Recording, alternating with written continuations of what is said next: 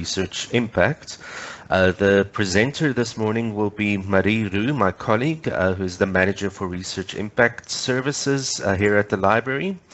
And considering our overall theme for the week, Let's Partner for Research Impact, she is probably the most suited person to speak on the topic. So I am certain that you will find the topic or her presentation valuable and the information useful.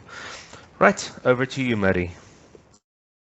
Thank you so much, Kuchner, and thank you for the introduction. I must say it's quite a packed webinar, this one, but I'm glad for the 2 hours. Let's just share. I'm just sharing my screen. I'll just open my...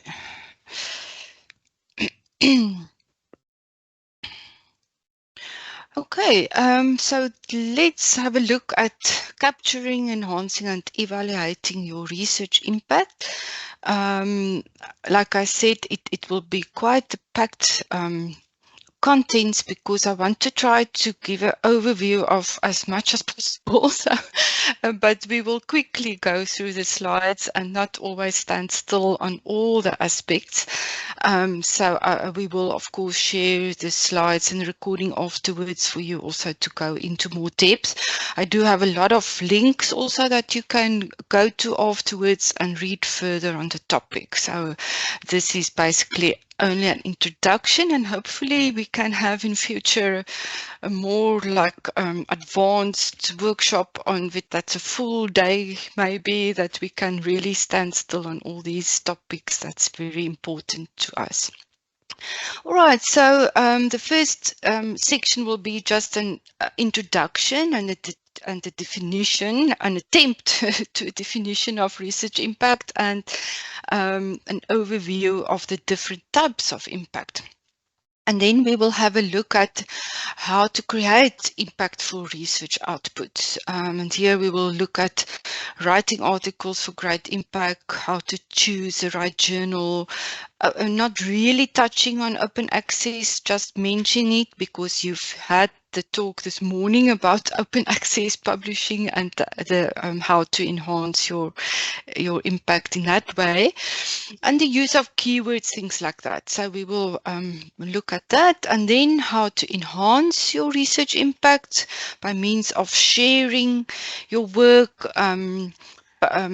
publicly and using author profiles, academic research profiles, social networking, etc. And the last bit will be then about evaluating your research and using research metrics and other tools. But you will see that although we focus on the metrics, because that's what we do from the library side, it's the tools we make available and those type of things, but it's not all about the quantitative measurements.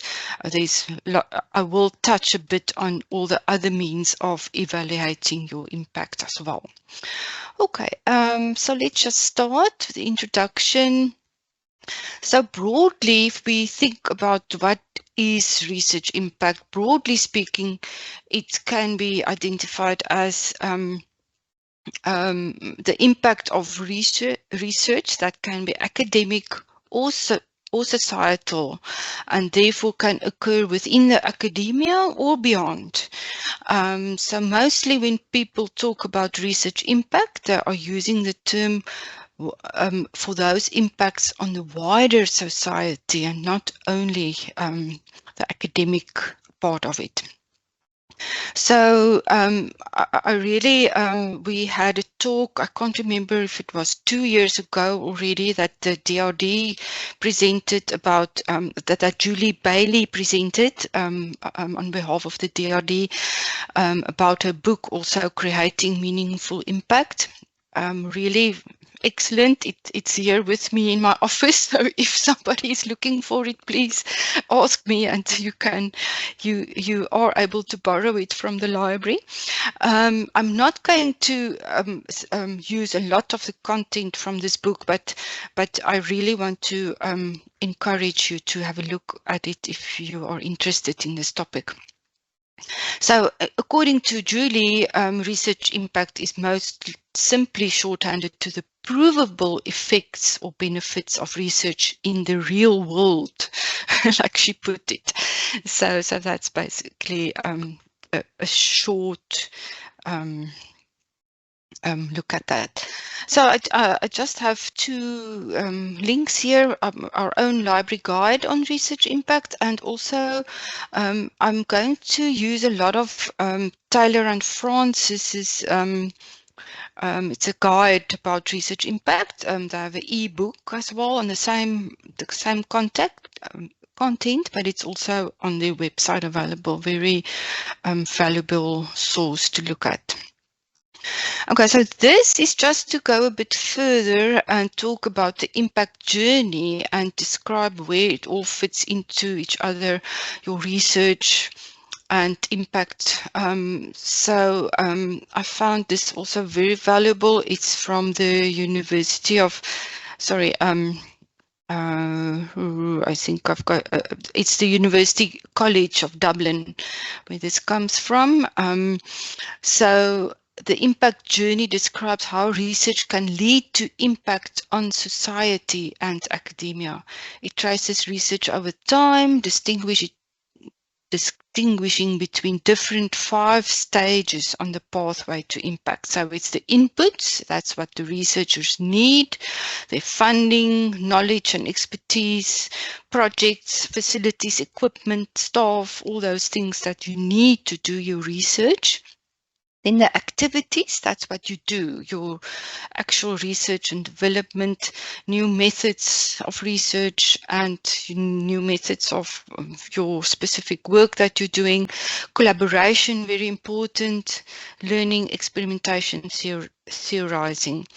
And then we will look at, then it's the outputs, the products of your research that comes into play, and that are your publications, artifacts, data sets, software, patents, methods and processes, exhibitions and performances if you are in the art world.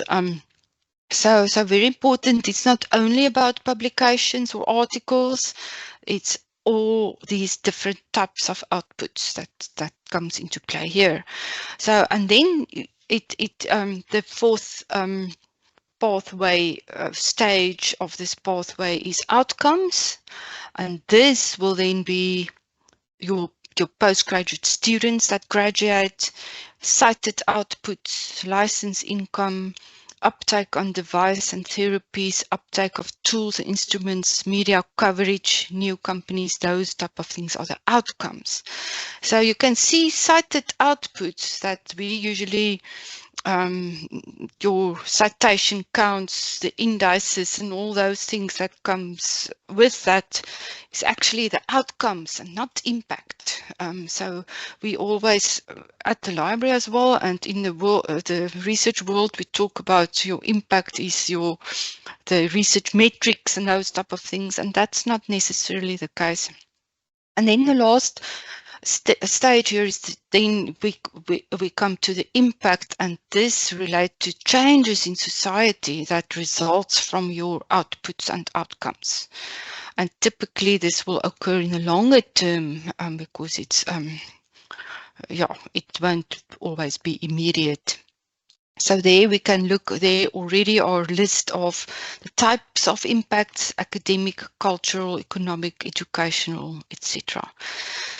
So this is a bit of a mind shift that we just need to, and you will see when we get to the stage of the last section of this talk is about the evaluate the measurement of your research, etc. And we will look at metrics mostly because we are used to doing that, and because the real impact is also sometimes difficult to measure. So it is a problem, but we will talk about that a bit later. Okay, so now just to look at the overview of the different types of impact. So this is also according to the University College of Dublin. It's an impact toolkit that I think is used quite often in Great Britain. And I think it's not only them that use this model. So the type of impact varies a lot when you look at the different disciplines. So you must keep that into mind. And you can note here that academic impact is only one of many. So we just need to remember that they could also be cultural, economic, educational, environmental, health, social, technological impact, all of those. Then, as you will see when you read about this topic, different places, different institutions, etc., will define this differently. So in this Taylor and Francis guide that I've been using for this talk, they have these 6 types of impact. Firstly, always the academic impact, then also cultural or societal policy, the impact of research on policy formulation, very important as well, environmental, economic, and health and well-being. So this is how they will look at this. And you can, when you go to that guide, also read a bit further on that. I just wanted to give a quick overview of this and make you aware of all the different types of impact. So now we will be going over to creating impactful research outputs, and there's quite a number of different things to take into account here. We will be looking at the use of keywords, choosing the right journal for your topic, those type of things. Yeah, it is quite a large section of this talk as well. So the first thing I just want to make you aware of, that it's very important to align your research with the Sustainable Development Goals. You can identify the relevant SDGs for your research topic. And you can use the official SDG website to explore the indicators and the targets of each goal and see also how different countries and regions are performing and where you can fit into, if your topic could fit into one of those. You can also collaborate with other researchers and stakeholders on these topics and try to work together. Always good to collaborate. You will see here there are a number of links here that you can have a look at. It's McMaster University, Aligning Your Research, and also our own Sustainable Development Agendas. I think that's on my next slide. Yes, aligning the 5 strategic research areas of the university and the SDGs. So you will find this at this link. And this is a very nice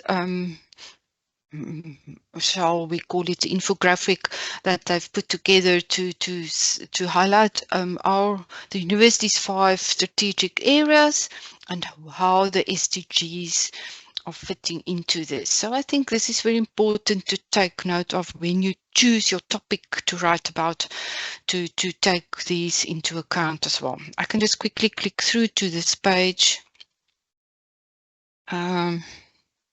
So that I can just show you how it fits in. The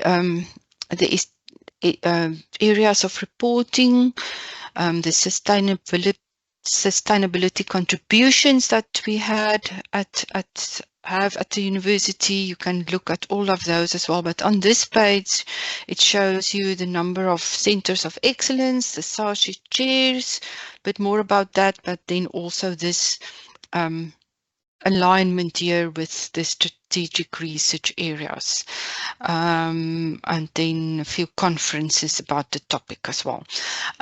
So this is a great page to explore. I just want to show you quickly research for sustainability.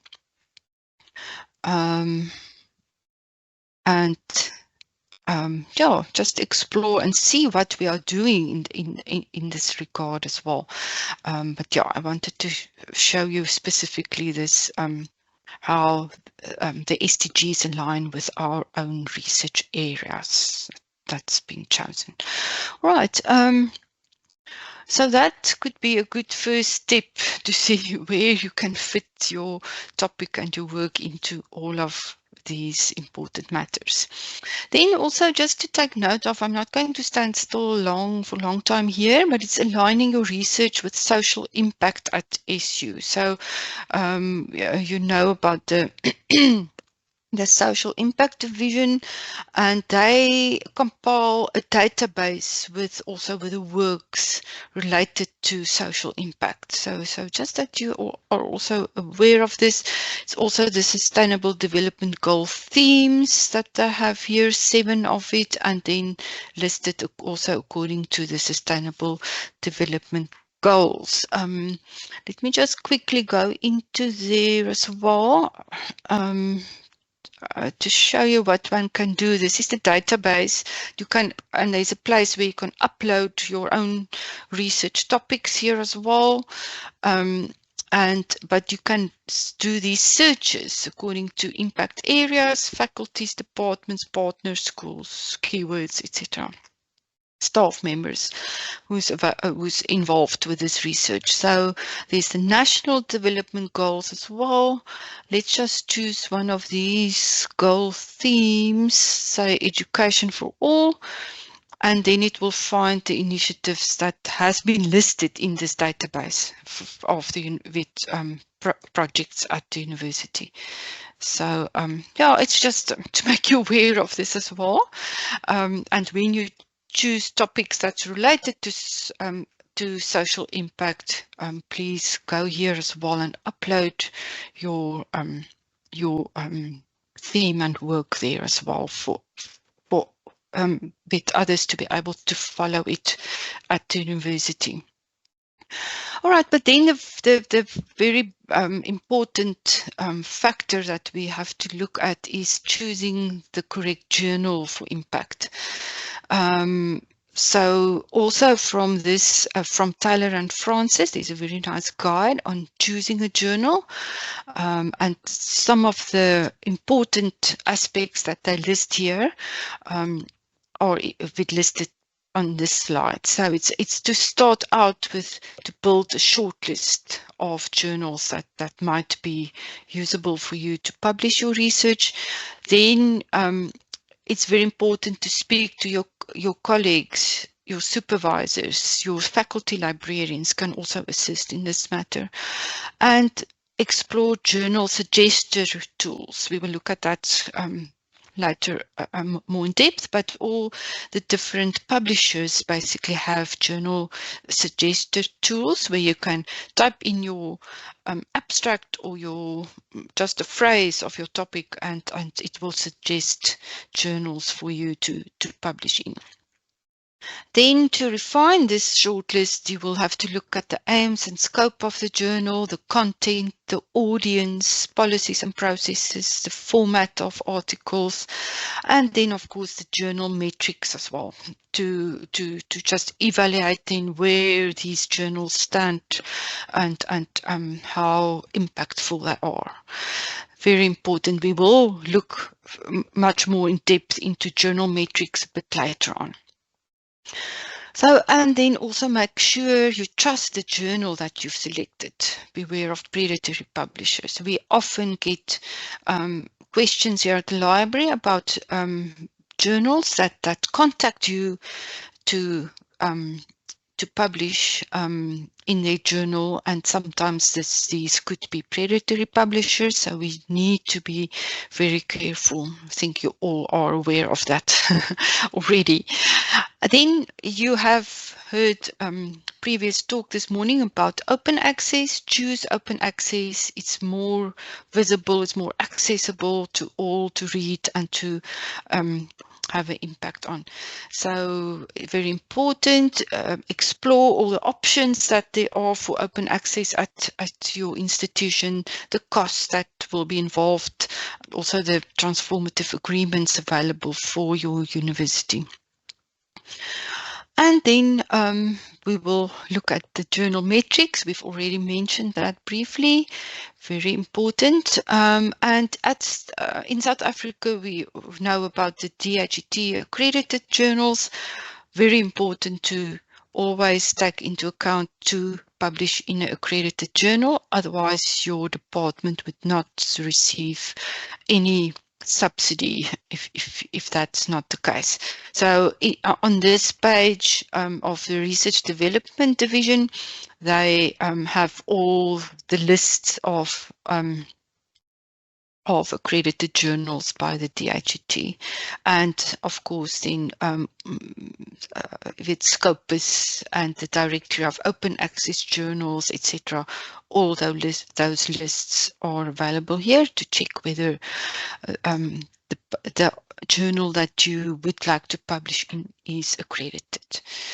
Right, so that's also one of the first steps that you need to have a look at. Okay, I'm just going to show you some examples of Journal Finder tool or Journal Suggester tools. I'm going to show you the one also of Taylor. I think it's the Taylor and Francis one. Yeah, that's quite nice because it also,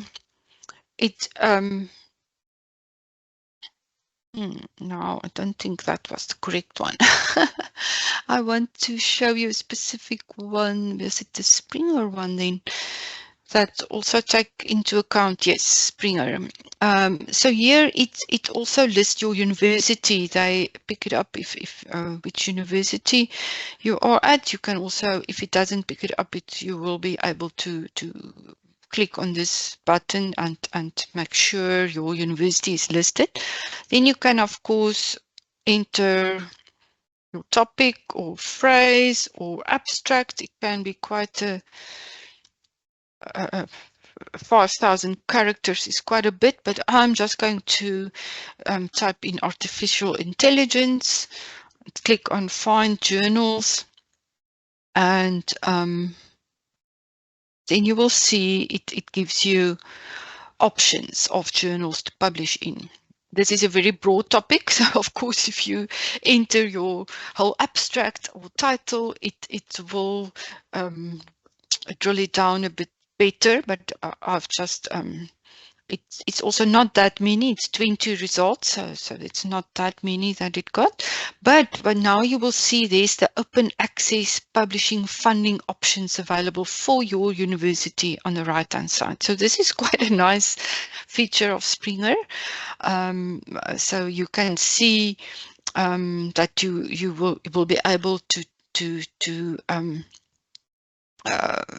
in this case, it says 100% funding available all the time, but there might be others. In this case, it's all 100% of funding available. But in any case, I just wanted to show you that it gives you the journals, it gives the impact factors, some other information, abbreviated information about the journal as well, and then also the open access publishing options, and you can download your results also. So this is just one example. I'm not going to go through them all, and of course every publisher or most publishers have this feature available to be able to see where in which journal will be the best for you to publish. This is just a quick slide about predatory journals. You can use Think, Check, Submit to check whether the journal that you are looking at is reputable or not, or it's just giving you tips also in looking at that. I don't have another slide here about predatory publishing, but you can contact any of our librarians, faculty librarians as well, to find out more about this and get help.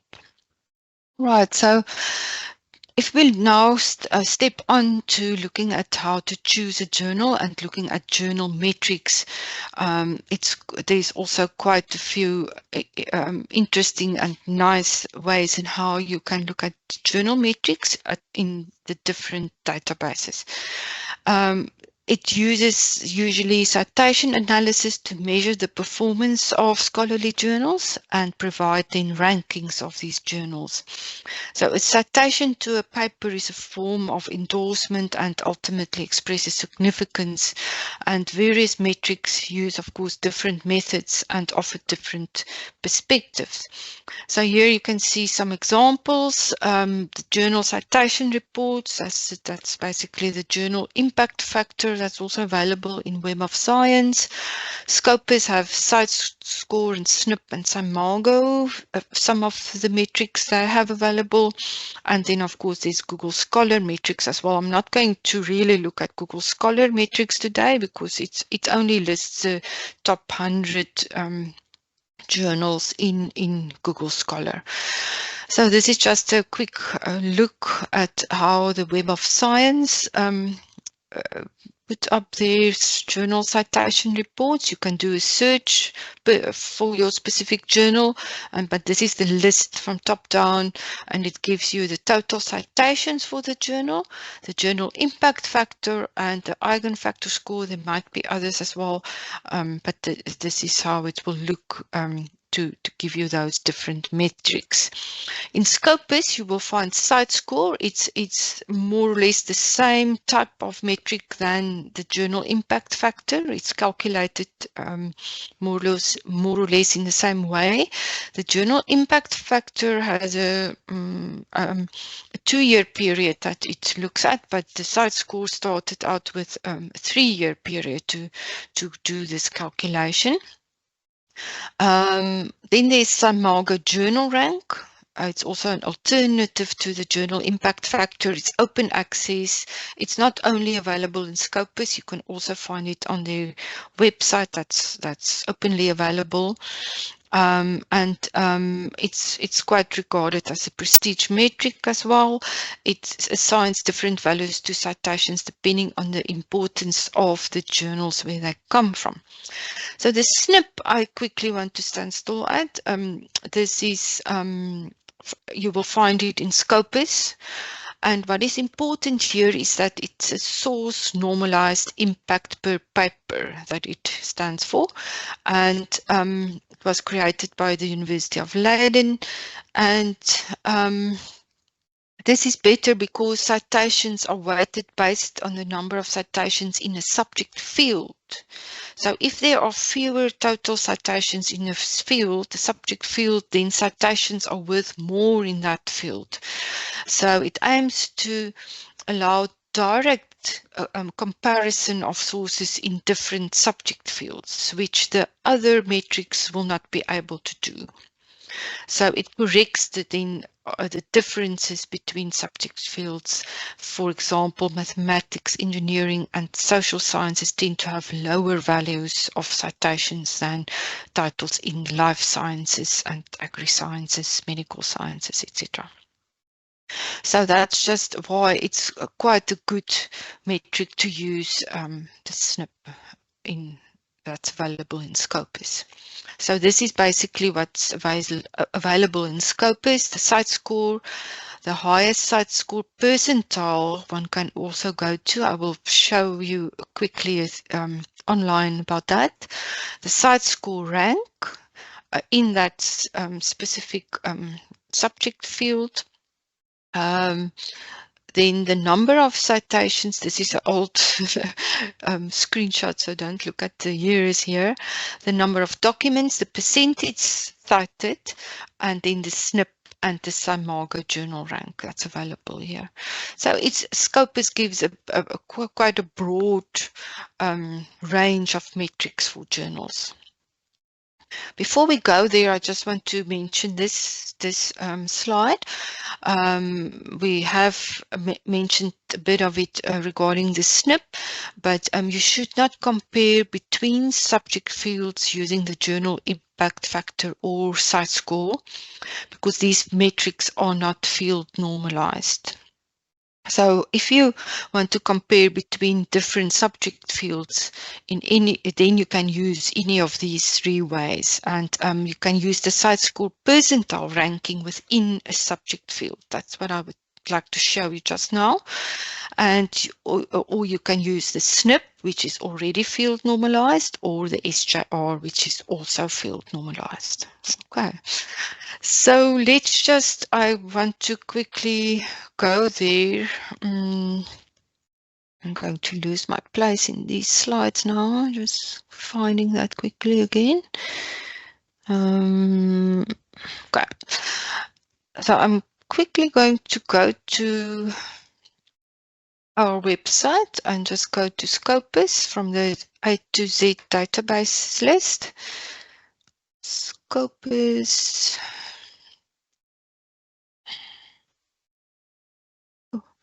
Here we are, and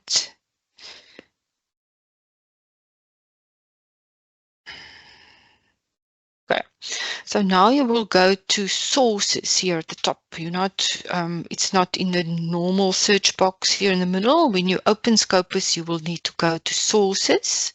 That's where all the titles of journals are listed.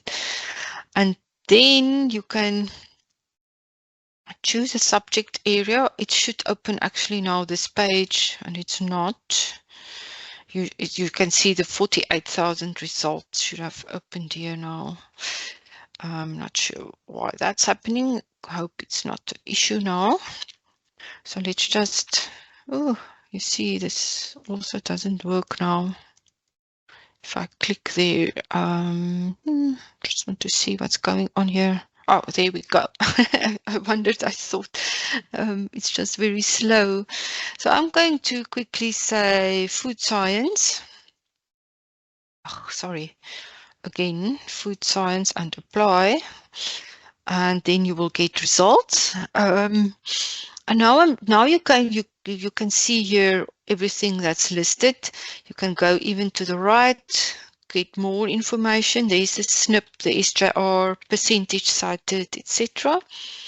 But I'm now going to say, for example, just click on one of them because I want to show you the percentiles.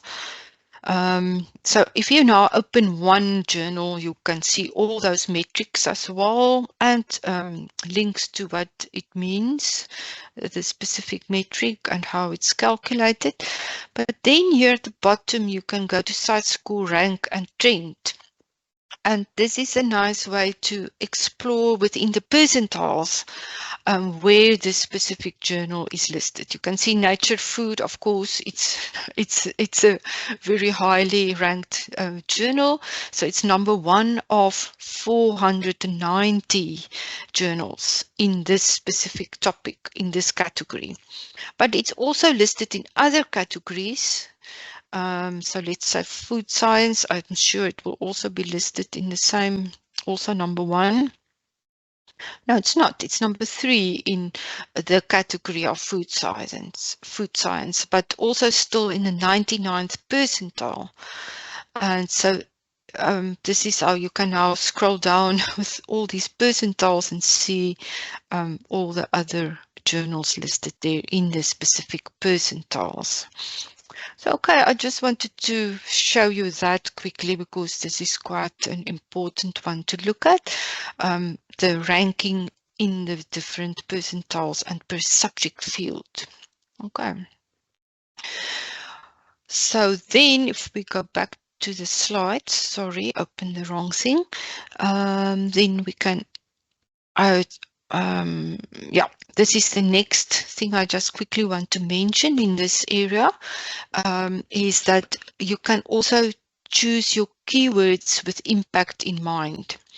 So when you submit an article, you are usually asked for keywords, and this is quite important. People not always realize how important this is. So the first aspect here is to think about your audience. Which words and phrases do they use? And then think also about your own article that you are submitting. Which keywords are most relevant to the focus of your work? This is quite important. And then once you've drawn up a short list, try searching with a short list of the different journals that you would like to publish, and then you can try searching with your keywords to ensure the results fit with your article. Sorry, it's a short list of keywords that we are talking here about. And then search for those specific those keywords to ensure the results will fit with your article. And so you can also then see how useful it would be to others. So this is a very good advice that I think I've got here also from the Taylor and Francis book, ebook on this topic. So check also which keywords to use to measure contribution to the Sustainable Development Goals. There are places where you can get, I think on the website of the SDGs, you will also find this. I'm sure you should be able to find it there, which keywords to use for this, all the different SDGs.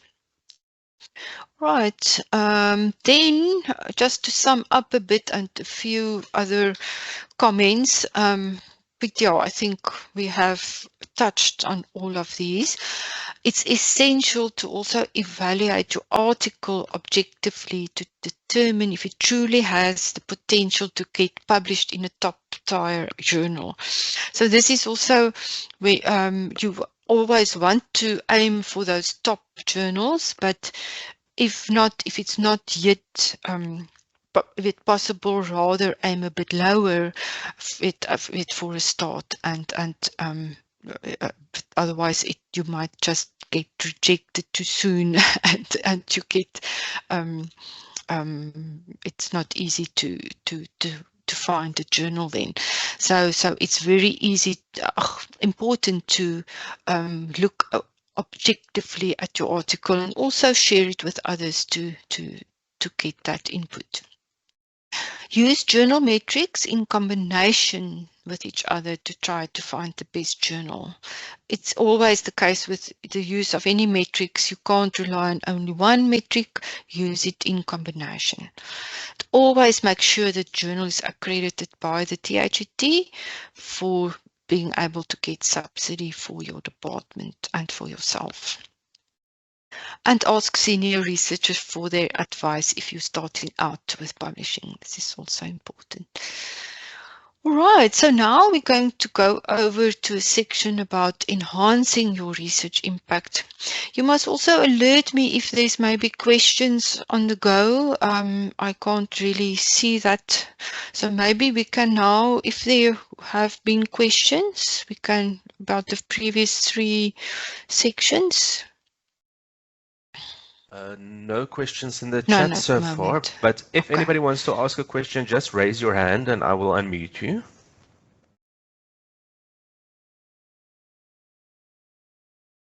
It seems quiet. Nothing at this stage. Here's a hand coming up, so let me just quickly allow your microphone. Okay, you can unmute yourself. Hi, can you hear me? Yes, we can. Thank you very much for the overview. So, I like the slide about the different types of impact and the journal articles. But one of the things about impact and writing is also, in my experience, is the work being written up for newsletters and what you call layman journals or magazines. And I think that's something that we're not trained on or discussed, because that has a higher impact. Yes. From an ethical community point of view, especially if you want to uptake issues. So I just want to hear your views and the university's thoughts on that. Thank you. Yeah, thank you. I think we will touch a little bit on that in the next section of enhancing your research impact. There's a slide where I just refer to publish in other blogs and places like The Conversation, for example. It's also a bit, it's not really layman with newsletter or something, but it is an online blog where I'm sure you all know what the conversation is about. So that's a place where you can also publish articles that's more directed to the public, say, for example. I assume that's what you are meaning. And so that is very important to get this impact out in society and to the general public. You're correct with that. So I think in the next session we will touch a little bit on that, but I'm not really going into depth on each of these topics. But I just want to confirm this is definitely very important to get your work out there, to be readable by many more within the society, the world.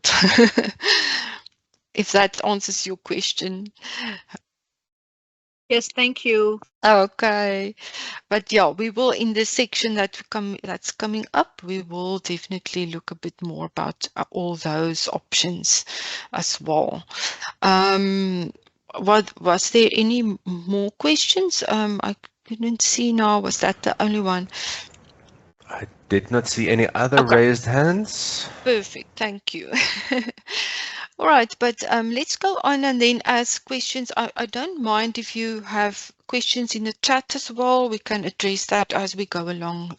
Maybe because it's such a long session, this one, it's better to ask those questions where we are. Okay, so the first thing I want to look at when we look at enhancing your research impact is the visibility of your research and how important this is. I really like this quote that that came from this article listed here as well. The framework for increasing research visibility and impact is it's time to replace the publish or perish phrase with get visible or vanish. So I really like that, and I think that's what we want to try to influence researchers on here with this this section. So this is important because it's also an important part of the research life cycle to share your work, to make your work available, and not only in the mainstream journals and publishers. So your influence as a researcher, that's also a reason why this is so important. It's important to establish and build your network and to grow a positive profile of yourself and your work, and start early as you are an upcoming researcher, because that might give you the edge in your professional life later on. Your digital presence online is also an essential part of your professional identity, and your research outputs need to be discoverable, and it is very easy to get lost in the deluge and all the data out there. So we will look at that in the next slide, but I just want to quickly stand still about in this life cycle here of how to specifically about your visibility and impact. The first step is to carry out your research, then publish it, then create the communication assets about your research and your article. You can see there's examples of infographics, video abstracts, visual summaries, podcasts, etc. Well, and then press and media releases, very important. Then the dissemination of, to widen with the visibility of these assets. So that will be conferences and proceedings, social media, and websites and blogs, things like that. And then the evaluation of the reach and impact of your research. We are looking here at citations, downloads, altmetrics will also come in here, and the measure of real world change, because I don't really know how we measure that, but you might maybe find some advice in this article linked here as well. I'm not going to go through to that article now, but I think that's a valuable one to have a look at. So just to put data into perspective, You can see the numbers here. Every minute of the day, so many posts, Facebook posts, internet users spent 25 million hours online. All these numbers here just shows you how much data is out there, and academics' works and their activities on the internet and social media form part of this data, and that's why it's so important to be there. Otherwise, you might miss out on more exposure to your work. So this is just a quick activity that you can do in your own time. I'm not going to give you now time for it. You can do it while I talk. You sure you can do that in the background now, but it's very good to sometimes just do a Google search on your name. And if you have a relatively common name, just please then also include a discipline or your affiliation to Stellenbosch or whatever to just narrow it down better, and then see how close to the top of the search results your name will appear. Then you can also see whether there are other people, other researchers with the same name than you. Is your work reflected in a way that you wish? Is your institutional profile visible and up to date? Can you find your social media profiles, your LinkedIn or your Facebook, all of those, whatever you are using?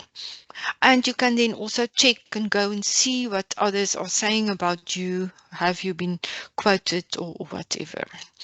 Then very important also to select the images tab. Some people are very concerned about their photos and images online. You can go and check that and make sure only those photos or images that are there. Is it fine? Are you fine with it? And you can ask that they be removed if not. All right, so this is here on the right hand side, just to show you. Some people think they are not online, they don't have a digital profile, they haven't created anything, but usually you do have in some or other way a profile online. It could be the university website, conference programs, editorial boards, Google Scholar, etc. So just remember you are online already usually if you are a researcher and if you are active in some other work. And non-academically, it could also be leisure clubs, newsletters, petitions, things like that. All right, so after you've done that search, and now then you can also see where you need to improve and what you like to improve on. Of course, not all of us have time to spend their days on social media and on all these profiles and things, but it is important to be out there.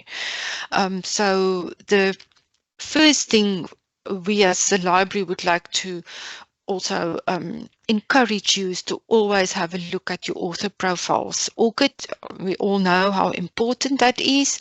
We have an integration at Stellenbosch, so you can go to this link and link your ORCID profile to your Stellenbosch University identity as well.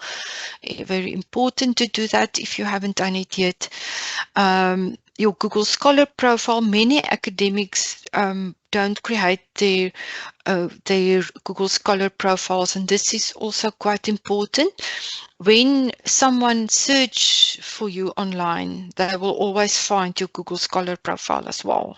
And Google Scholar is usually a bit more comprehensive than other databases because it also includes grey literature, conference proceedings, things that's not actually published might also be available on there. So it's good to have to create your profile there as well. we just see, because we do reports for researchers that include all the different databases, and we often see that people don't have their Google Scholar profile activated. And also make it public. It won't help anything if you have a profile there, but it's not made public. So that is important. On Web of Science, there's a researcher profile as well. It's not called researcher ID anymore, but just researcher profile, I think. If you haven't done that yet, you have to register on Web of Science, and then you can your profile will be active, but you can then claim it if you register on Web of Science. And you can also add other articles that's not indexed by Web of Science.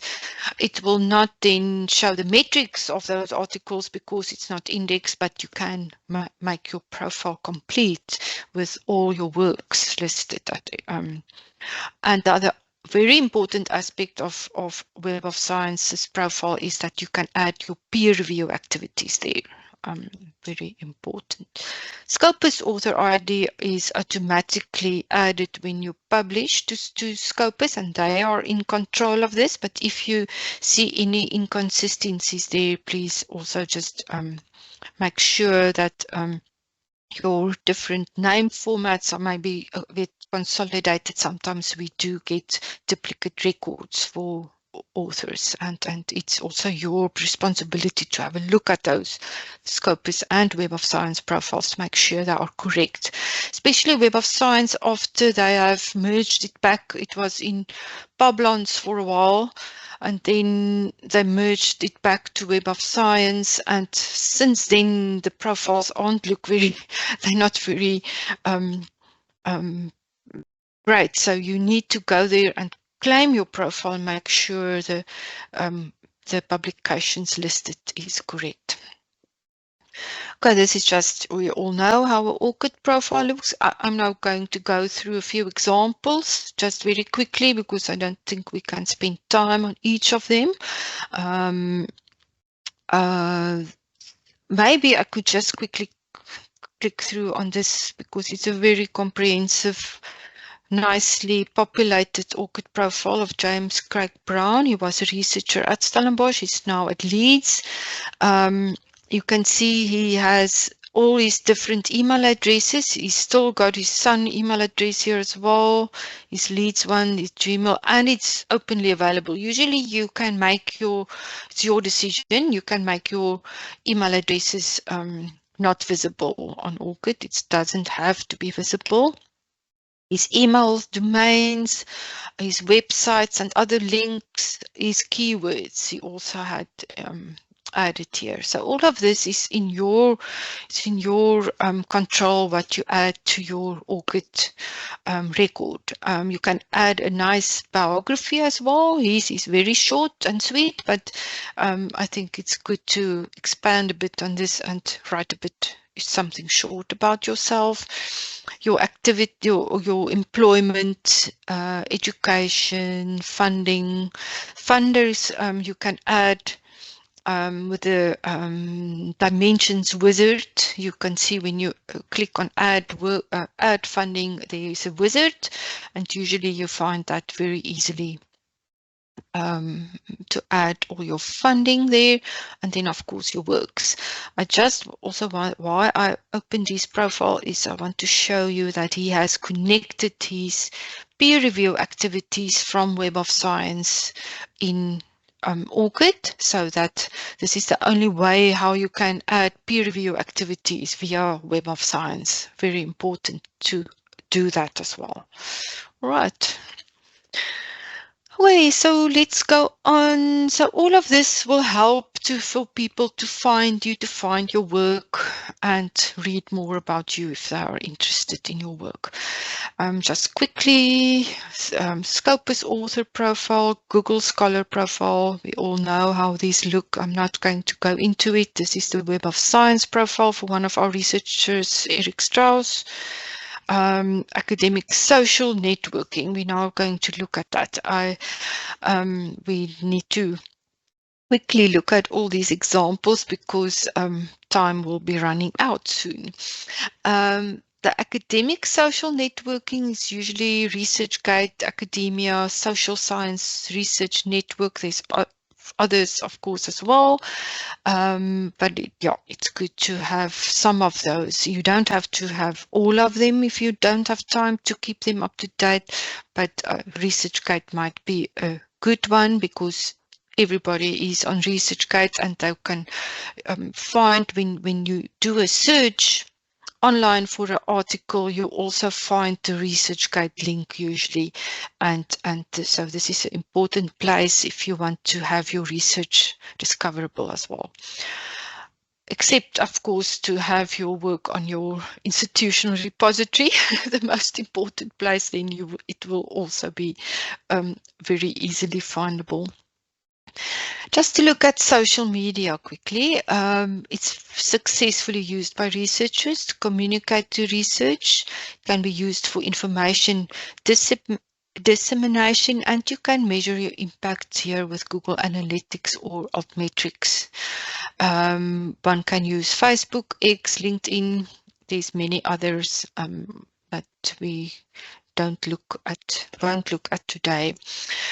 But some common concerns we need to look at, and I'm sure you all had these concerns before, is that finding the time to manage your profiles and your social media is sometimes challenging, and how to pick the right networks with the best impact.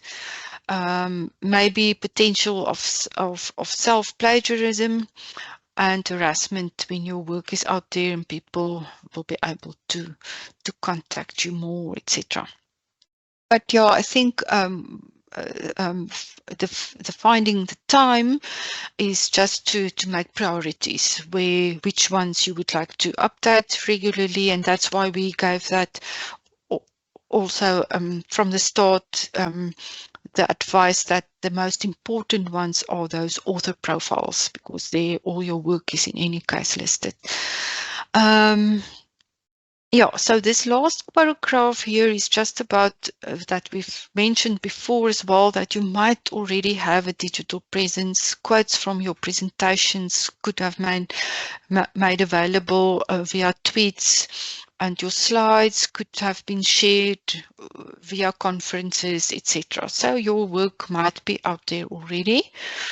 This is just some tips to use on X. I'm not sure how many people are there anymore, but because it is not that popular anymore, but it is still a good place to just keep your work online and make others aware of your work. You can join a research communities, share your research and publications, follow others, get answers to your research, network a meet, share your experiences, whether it's research related or otherwise, and keep tabs on your competition. In a way, that's some of the examples how researchers have used it in the past. This is also Professor Strauss's X profile, and I've seen last time that he's not that active anymore, so he might have proceeded to more using LinkedIn. I think I've seen him very active on LinkedIn recently. So Knox Makunga is another example of someone that's really active on her social media. It's always good to go and see and have a look at others, how they showcase their work. She's working with medicinal plants. I'm sure some of you know her, and she's really one of those examples of someone who always make time for putting her work out there, and in a very interesting and nice way as well. So she will share talks that she's done, and aspects where she's available, and her work where she has published, etc. This was a plants, fascination of plants day that she contributed to, etc. So yeah, just always interesting to go and have a look at these examples and try to follow what they're doing. This is just my LinkedIn account, old screenshot of that, and I sometimes we all should take more time to put out some of our work that's there, that's available. But it was nice when you go to conferences and they tweet about your work that you've presented or put it on LinkedIn. It's very nice to share each other's work as well when you attend these events. Then there's some other tools that we're not going to go into depth, but the one that I want to really highlight here is WordPress to create a personal blog for yourself or your research group or department or wherever you are working. WordPress is available at Stellenbosch University, and IT can create a blog for you. We at the library also have the library research news blog where which we use for our newsletter articles, and it's working very well, and it's very easy to use yourself as well. So your institutional departmental website is also important. Something I forgot to add that's not here is the researcher profiles on Sympletic that's now available for Stellenbosch University. So just make sure your Sympletic profile is also activated and populated. It's a very easy process to do that, and also connected with ORCID, because then it's easier to get your publications also into your profile. Right. Blogging. This is also always my example of a very good blog about for a research group. And on the day that I last time presented this workshop, I've learned that Professor Misi passed away in a cycle accident in China. So this was really very sad news to hear. He presented actually at one of our previous research weeks on this specific topic that I'm now presenting on. So I just want to show you his blog. He's just before his death, he published this article. But I'm sure his research group will continue with this and follow in his footsteps. You can see it was very often, he really wrote blog posts nearly every twice or 3 times a month, etc. Very good example of what he has done with showcasing his research group's work. All right, let's go on. This is just like a summary, some tips on how to improve your online visibility. Some of these we have looked at, some of it is new, so let's just quickly go through here. We have looked at creating profiles on sites that rank highly in your search results on Google. Those will be LinkedIn, Twitter, X, academia, Facebook, academic institutions. Very important to always keep consistency in the format of your name. I've recently worked with a file about our transformative agreements that we keep statistics of, and of who has published with these agreements, and the data we got was there were sometimes up to 5 different versions of the author names.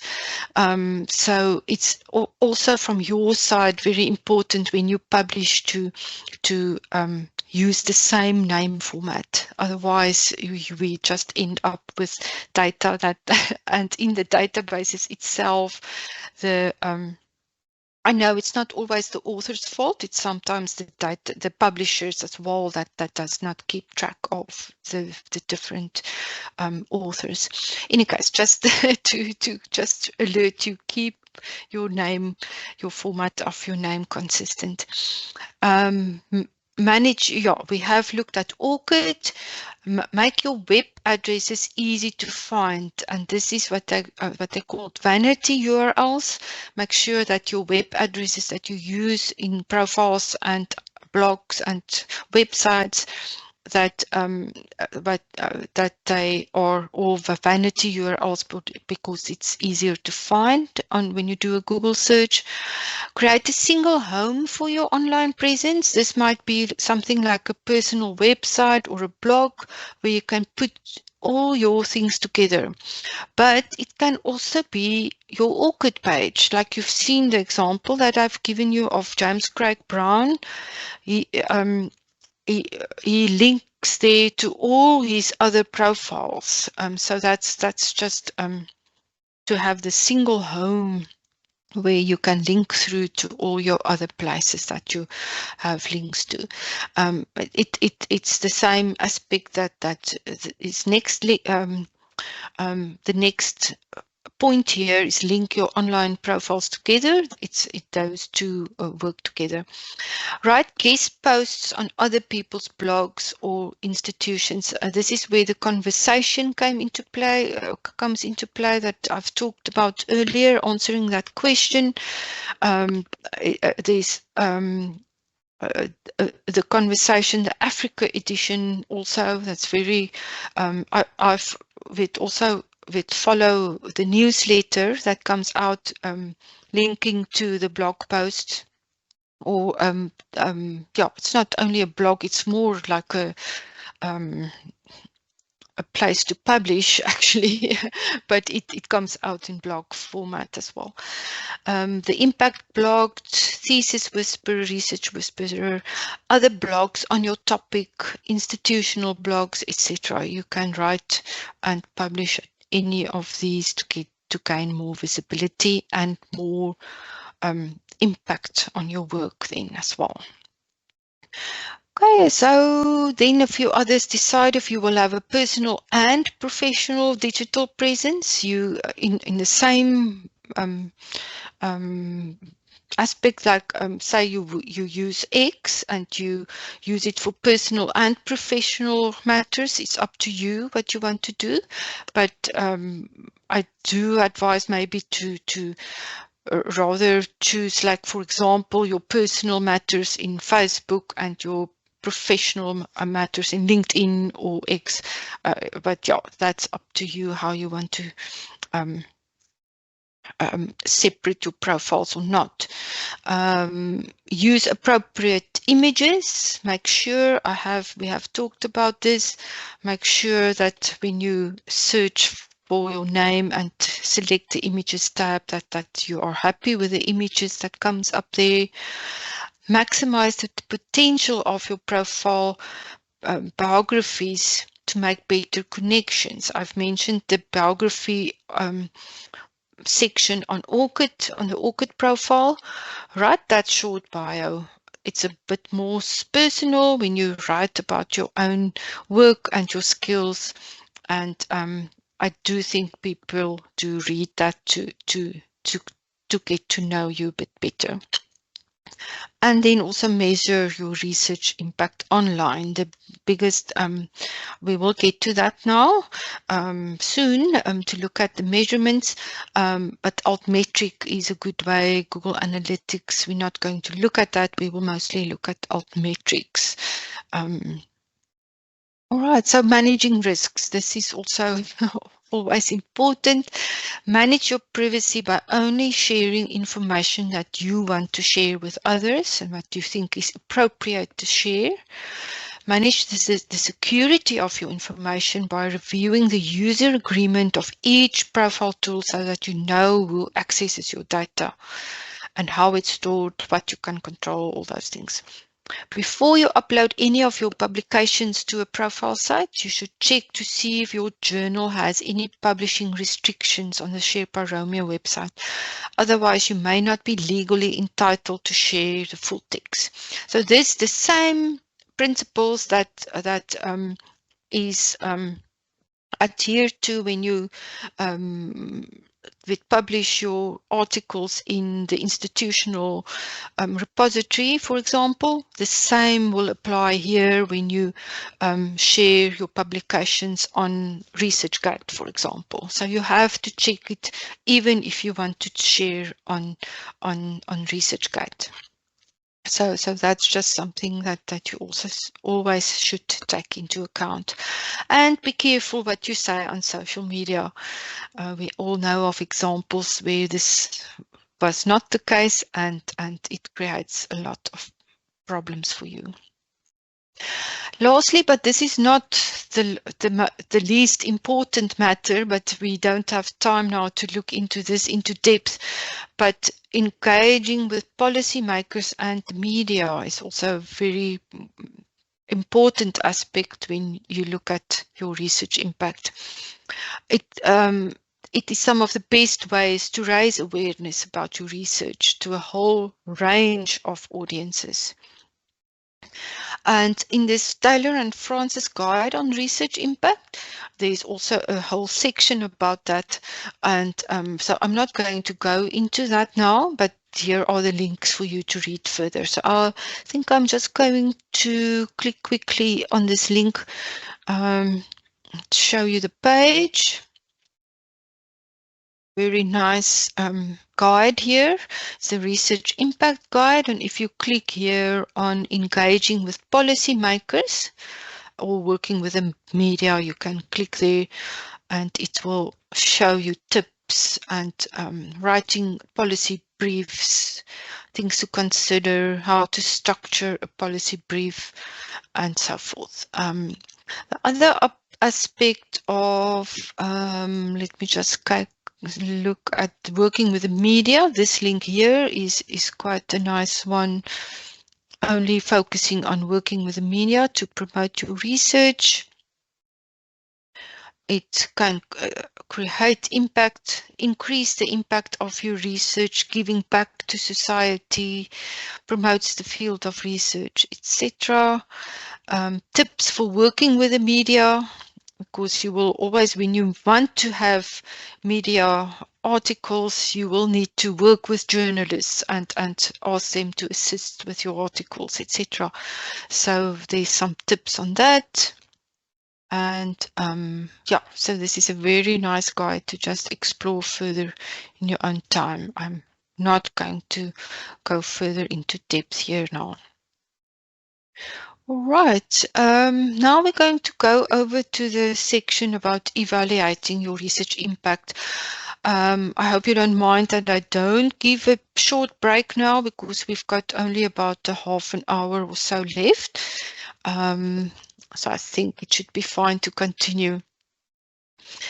So just for an introduction to talk a bit about this, measuring impact purely in a quantitative way can be very challenging depending on the type of impact you are trying to achieve. While there are a number of useful metrics that can help you to judge the impact of your research, you should also think about whether you want to consider qualitative measures too. That's why, like we have talked about research impact right from the start, that it's not only about metrics and citations and things like that. We also want to measure what the real impact is in real life.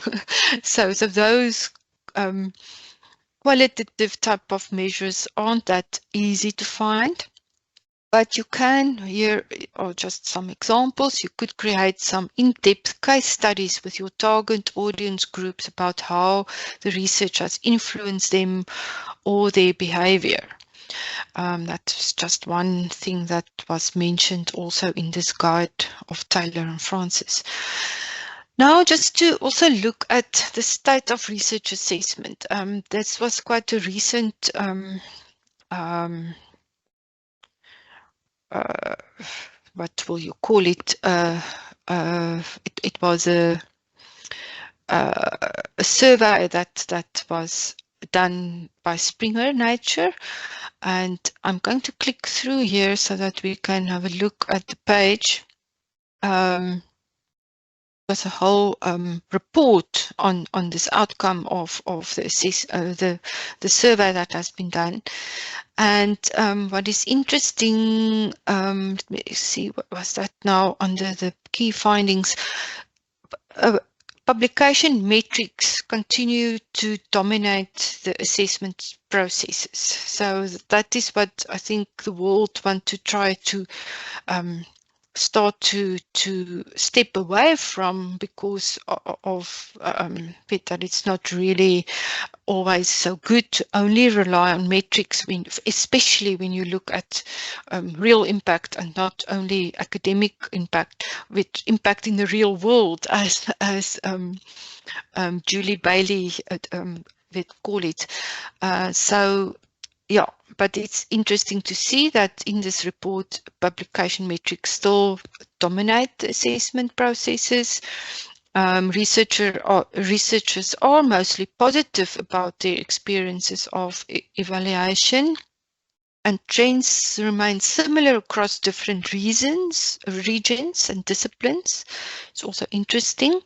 Researchers consistently envision a more balanced future, but not yet. And there's clearly tension between qualitative and quantitative evaluation methods. So that's what we were talking about just now. Then I just want to look at, sorry, I want to find, I think the link I put up wasn't really this page where, but yeah, it's fine. You will find it somewhere there in the report if you go explore all those tabs. But this was the figure I wanted to look at, that what is the mix of quantitative and qualitative methods of how your work is evaluated. So that was the question that was asked in this survey, and you can see 39% mostly uses metrics. 16% entirely uses metrics, and then 28% was approximately equal, quantitative and qualitative, and 10% only mostly uses qualitative ways. So this was just interesting to see where we are, and I'm not sure how wide this survey was done, but I think I've also seen the request for input here, so it was international, definitely. Any case, so yeah, explore that report further also if you want to read more about this. But now we are going to look at metrics and where to find it, and selecting tools to monitor your impact in this way. I'm going to quickly go through this because I don't think lots of this is not new, but it's just an overview. So just to start off with is which sources of information are your chosen tools pulling from or indexing? This is very important to consider because different subject fields will have different databases that will index their work. So if you are working in the scientific fields, then obviously Scopus and Web of Science and those would work well, but not necessarily when you work in social sciences. Your work will not be indexed there so great. So and then it will be important to have also a Google Scholar profile, etc. So those are the things that we need to look at. People don't always understand when one gives them metrics that this is what is indexed by that specific database. So it's not your complete profile, your complete works that's usually indexed by these databases. It depends in which field you're working, of course, as I've mentioned. Then also, what's the business model of the tool? Is it for profit or available with premium features for a fee, or is it a free platform? You know that Web of Science, Scopus, all of those are we subscribe to those to have access to it, but there are free versions of Dimensions. You know that ORCID is free, but it's not giving any metrics, and Google Scholar also have free profile services. Then the question always, have you made a copy of your work available through your institutional repository? We're really hammering on this, but it is important. Now, just very quickly about citation analysis. It's a way of measuring the impact of an author, article, or publication by counting the number of times that author, article, or publication has been cited. So limitations, there's many limitations. Citation analysis relies heavily on journal content. You should always, when you use metrics, use them in combination. It's not good to rely on only one indicator. It's also very important to triangulate, use metrics plus peer review or expert opinion, or as we said before, the quantitative plus qualitative indicators. And guard against publication obesity just to have a high H index or whatever, high citation count, etc. So I'm not going to stand still now on all these metrics. You all know what the H index is, I'm sure, how the formula works, the advantages. You can read about these afterwards as well. I think one of the advantages of the H index that it's easy to obtain. You can see here in the limitations, where was that now? The easy to obtain is also a limitation, because this aspect here on the left-hand bottom, because of the risk of indiscriminate use and over-reliance. So that is something to take note of. And this was just a blog post that we had a long time ago about the H index, and George Hirsch himself, who criticized the current use of it, because he created the H index for something very specific, and then it was started to use it all over for different aspects. So he himself asked hiring committees and funding agencies to not only rely on the H index, but also to consider other aspects of a candidate's career, discipline, how many collaborators, researcher work with, etc. Lots of other types of measurements. It was in January 2020 when he made this request. So if we click through on this, I'm not sure if if I click here, if it just goes to the blog itself. Yeah, sorry, that's not the direct link now. I'm just going to quickly do that search. Just make sure. Oops, spelling mistake there. This is the article. Oh, not the one. All one shows that there you are. So he wrote this article in Physics and Society newsletter. That the H index can fail spectacularly and have severe unintended negative consequences. With consequences. So yeah, just interesting to. There's a link to the specific article as well. Right. I just wanted to alert you on that fact, because people do over rely on the H index. Now, there's two other indices that one can have a look at, the G index and the M index, to be able to triangulate and use more than one metric. And the G index was aimed to rectify the fact that the H index did not reflect a scientist's most highly cited papers. And it's the number of articles that's received G-square citations.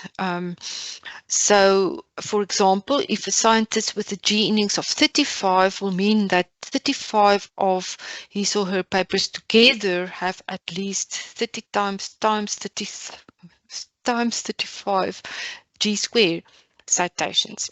So this is how the formula would work. The M index depends on the duration of a scientist's career, because of the pool of publications increases and citations increases over time.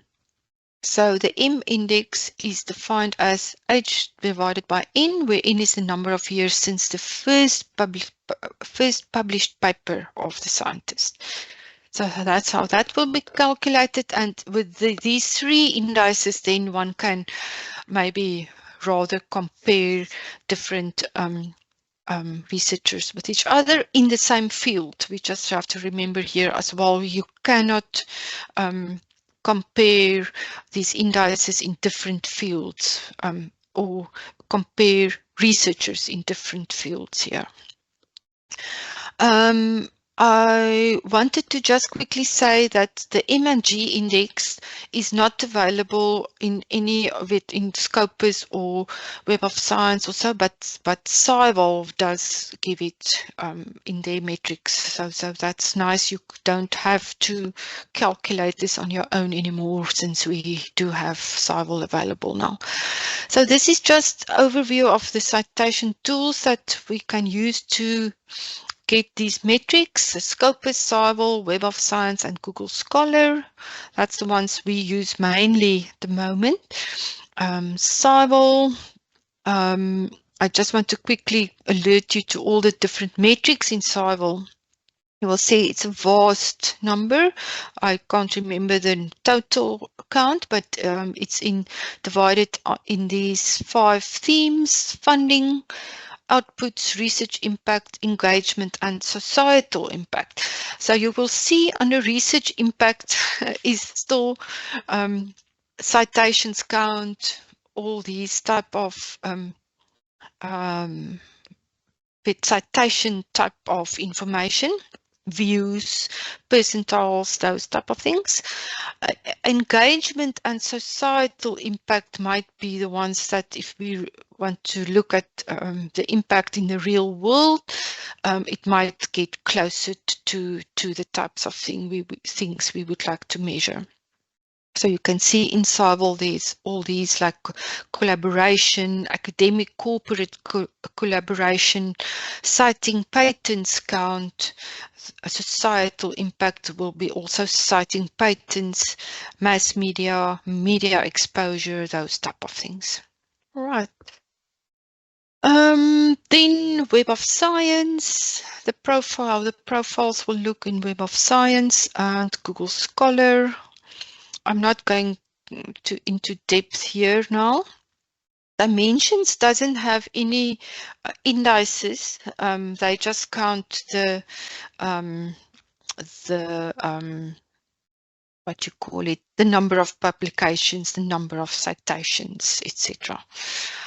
Then we can just quickly look at Altmetrics. It measures a variety of research outputs, datasets, software, posters, slides, videos, all of those, news articles, very important. Impact is measured by number of tweets, bookmarks, likes on Facebook, blog posts, media mentions, etc. So it tracks how many times the outputs have been viewed or downloaded, cited, bookmarked, those type of things. So it's not only citations or views, it's a lot of other aspects. So altmetric.com, Altmetric Explorer actually is one of the tools that can assist with this. Unfortunately, we don't have a subscription to Altmetric Explorer, but there are certain ways and how we still can use it. This is just to explain a bit how they calculate the altmetric score with the weightings. News, you can see news items and blog posts have, and policy documents, patents have the most, the highest weight. So that's important to know when you also decide what type of what type of assets you would like to create. News items will be at the top, blog posts and policy documents and patents, and Wikipedia pages as well. The others will then drop quite quickly. You can see Twitter and Facebook, YouTube, those are getting quite low. The weight is not that high there. Okay, this is an example how Altmetric Explorer will give the Altmetric donut and with a summary then of all the aspects that's related to that Altmetric count. There is the Altmetric bookmarklet that you can add to your browser toolbar to be able to get this information in a database, if that information is available in the specific database. You must also remember it's not always available, but it is a way to, when you are on a page of a specific database or web page, it might pick up Altmetric information when you click on this bookmarklet. But we have also 2 librarians at the library that have access to Altmetric Explorer, where we can look up individuals, researchers, Altmetric counts. So you are very welcome to contact me or Elizabeth Moore-Willard in this case to we have access to that. That's for free. I hope they will not cancel this, because if we had a unfortunately, we cannot subscribe to Altmetric at this point of time for the full Altmetric Explorer, but we do have this access to look up individual researchers' information. Then there's also Plum Analytics that's available in Scopus and EBSCO. So when you do a search for works in Scopus or EBSCO, you will find the Plum Analytics. It's a different tool, but they are integrated in those databases. So if you do an article search, you will get it per article.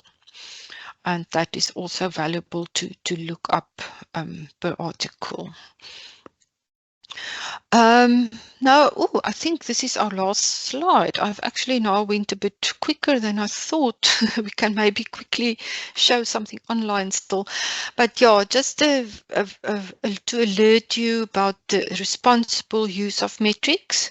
These are just examples of principles that's followed by other universities in terms of this, but it's important to take note of it.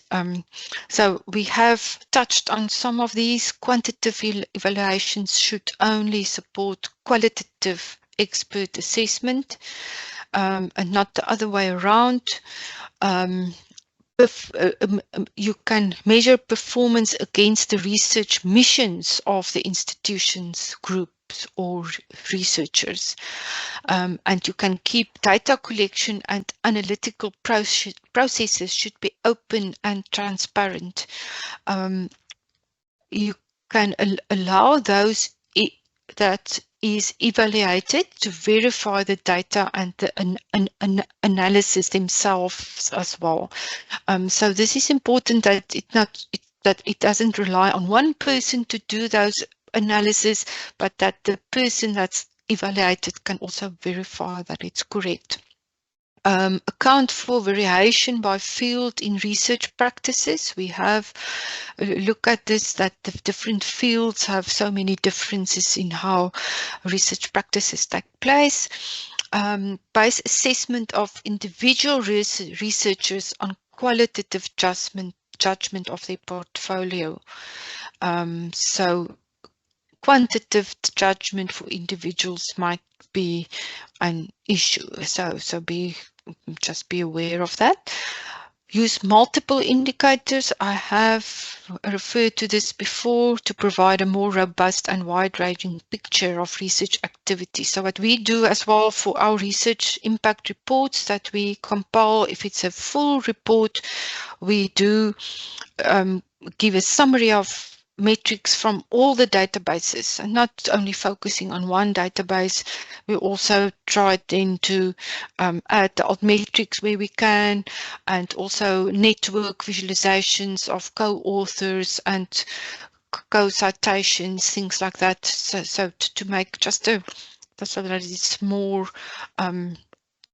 a bigger picture of your research activities and not only metrics. That's just what we try to do here as well. And scrutinize those indicators regularly and update them, because each year indicators change, as you know. All right, so that was my talk in a nutshell. So it's quite a bit to take in, and I unfortunately we didn't go into depth in some of the aspects that's very important, but here are quite a number of links that you can go to further and explore further on your own time. This first one is quite a nice one as well, Research Impact Challenge. That's by just see University of Minnesota. They have these 10 challenges for people when they want to explore research impact. The first one is to register your ORCID and associate it with your university, claim your Google Scholar profile, preserve and share your work with a digital repository. We have alluded to that quite a few times today. Do that social media audit that we have looked at as well. Yes. Is someone okay? Right. Hello? Sorry, Marie. Yeah, I enabled the microphones, and I think somebody might have accidentally unmuted themselves. No problem. Then the number 5 here is to have a personal web page, pulling your pieces together. We have talked about that as well. And then decide what to do, what's important to you to add to your profiles, finding the appropriate metrics, the age index, alternative metrics, and responsible metrics. So we have actually covered quite a bit of that today in some of the sessions here. And then you can look at all the other aspects here. Let me just see how to boost the impact of your research by that's by the Wellcome Open Research, the Wellcome Trust Open Research page. That's very valuable information there as well. And then, of course, this book by Julie Bailey. I think it's really one of the best books on this topic. And here's also an impact planning template that if you want to do some planning around this, you can also do that by made available by this Professor Mark Reed. And yes, videos how to use it as well. And where's the link to it? The blank template on Google Sheets. So he's made that available via Google Sheets. Let me just click again. And here it goes quite into depth in your specific research. One can actually adapt this as well and add your keywords and do a lot of other things here. Your impact goal, your relevant parties, the activities that you will be doing, your impact indicators, impact risks, risk mitigation, and then some other comments. But yeah, I do think here's an example that has examples in it.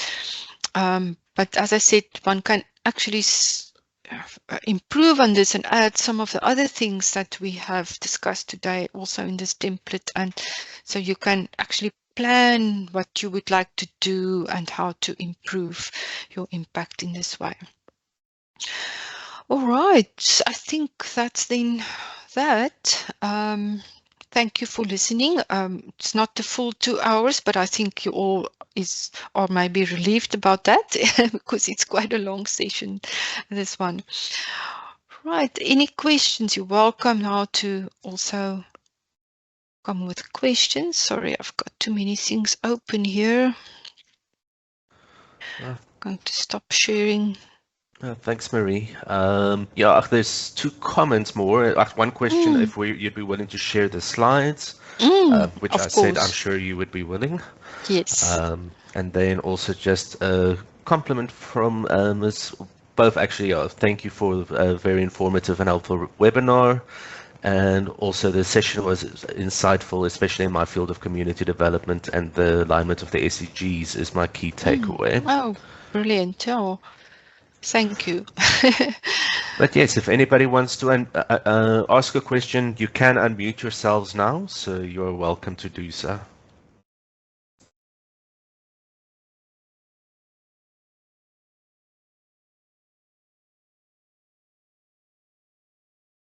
Okay, it seems everybody's quiet now. But yes, thank you so much for attending. And with questions afterwards are also very welcome. And after you've explored all the links and maybe have more questions, you're very welcome. All right, yeah, then I think we can conclude the presentation. So thank you very much, Marie, for the session. It seems that everybody found it very valuable. And we hope to see some of you at our last few webinars that we've got upcoming. All right, goodbye, everybody. Thank you. Goodbye.